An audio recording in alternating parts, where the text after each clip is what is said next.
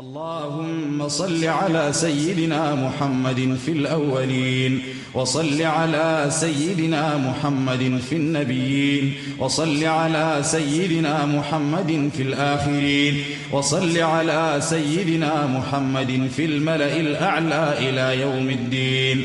اللهم صل على محمد وعلى آل محمد كما صليت على إبراهيم وعلى آل إبراهيم، وبارك على محمد وعلى آل محمد كما باركت على إبراهيم وعلى آل إبراهيم في العالمين إنك حميد مجيد.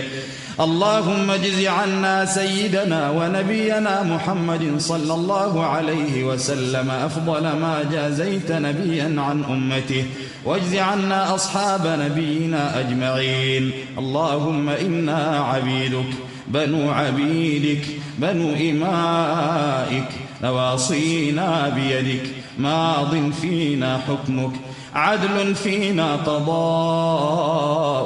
نسألك اللهم بكل اسم هو لك سميت به نفسك أو أنزلته في كتابك أو علمته أحدا من خلقك أو استأثرت به في علم الغيب عندك أن تجعل القرآن العظيم ربيع قلوبنا.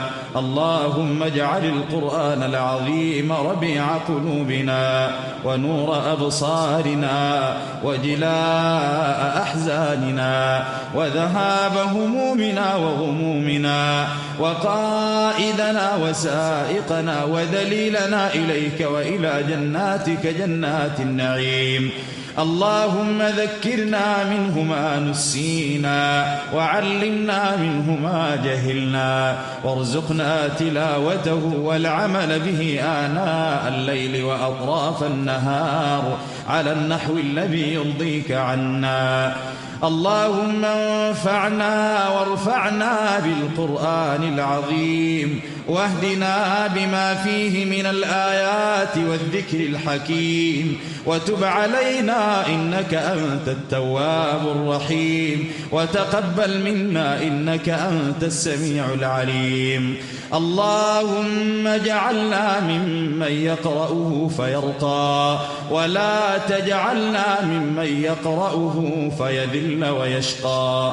اللهم ارحمنا بالقرآن إذا انقطعت المدة، ونجنا به يا الله من كل هلكة وشدة، وآلسنا به يا الله في بيت الوحدة.